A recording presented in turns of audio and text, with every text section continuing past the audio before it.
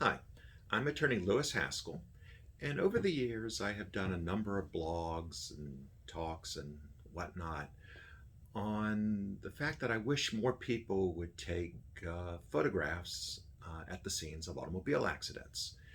And everybody these days walks around with a camera in their pocket. Everybody has a cell phone, every cell phone has a camera on it now.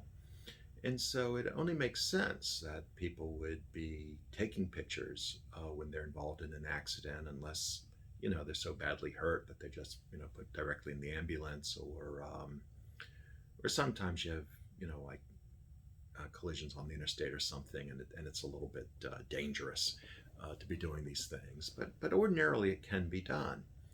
And I'm pleased to say that more and more my clients are coming into my office and they're texting me photographs that they took at the scene. And there are some things that we see fairly commonly. They've taken a picture of the other driver's license and registration, and that is real good. They've taken a picture of the license plate of the other car, and we're always happy to see that.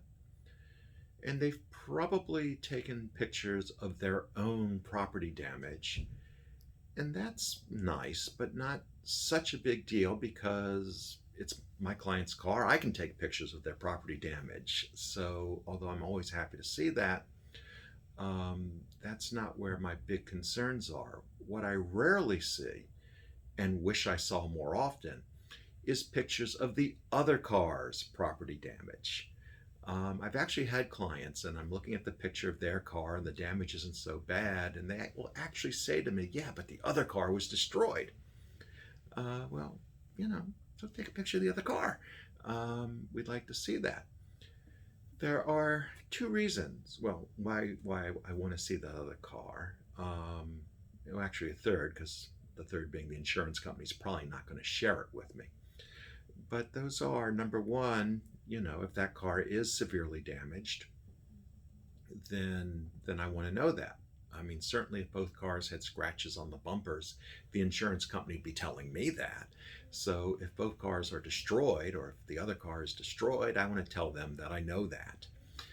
The other thing is that although the driver of the other car may apologize at the scene and say, "Oh my God, it was my fault. I'm so sorry," and whatnot, by the time they're talking to their insurance company, they've got a whole different story about what happened.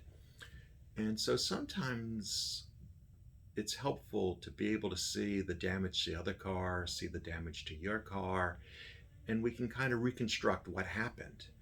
The laws of physics are immutable, and the property damage oftentimes does tell the story of what happened. We've won any number of cases in this office simply by pointing out that the story that the other driver is telling is not consistent with the property damage. And so at the end of the day, the insurance company has to back down. So it's nice to get those pictures. In fact, I would say that those are probably the most important pictures. The next most important pictures that we don't usually see would be of the accident scene itself and the positions of the two cars, or multiple cars sometimes, at the accident scene.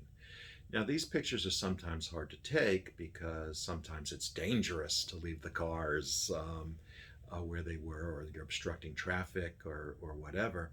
But whenever it's possible, that's always good to do for the same reason. We may get to an argument later about what happened and where the cars ended up when everything stopped is part of how we reconstruct an accident.